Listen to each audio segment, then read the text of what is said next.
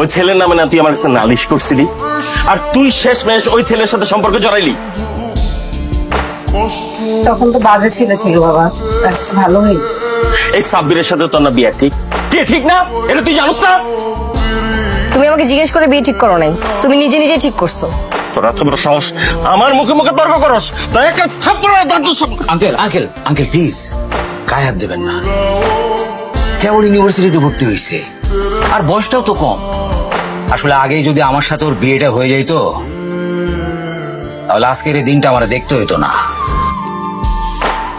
কিন্তু আমরাই তো চাইছিলাম ও একটু ম্যাচিউর হোক। যাই হোক, এ বয়সে ভুলটা হয়। তুমি ওর বিয়ে করবা? কি বলতেছেন আঙ্কেল? বিয়ে করবো না মানে? ওর জন্য আমার কত বছরের অপেক্ষা। আমি বাবাকে দিয়ে আপনাকে প্রস্তাব পাঠাই।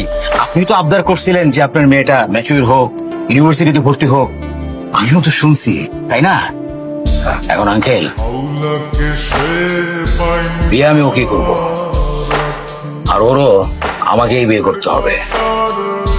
আপনি বিয়ের প্রিপারেশন নেন। আচ্ছা ঠিক আছে বাবা। বাবা তুমি এই ছেলের সাথে আমাকে বিয়ে দিতে চাও? তোমার সামনে কিভাবে কথা বলতেছিল? আমার করার কিছু নাই রে মা।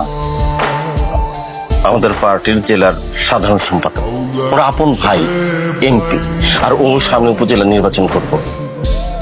এখন যদি তুই ওর বিয়ে না করস তাহলে আমার পলিটিক্যাল ক্যারিয়ার একেবারে শেষ।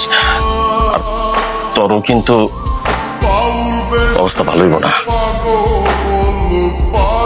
এই বিয়ে আমি করবো না বাবা। রাকিবের পরিবারটাও কিন্তু ভালো, আমি জানি যে ও ভুল পথে ছিল, কিন্তু এখন ভালো হয়ে গেছে, পড়াশোনাটাও শেষ করে ফেলবে।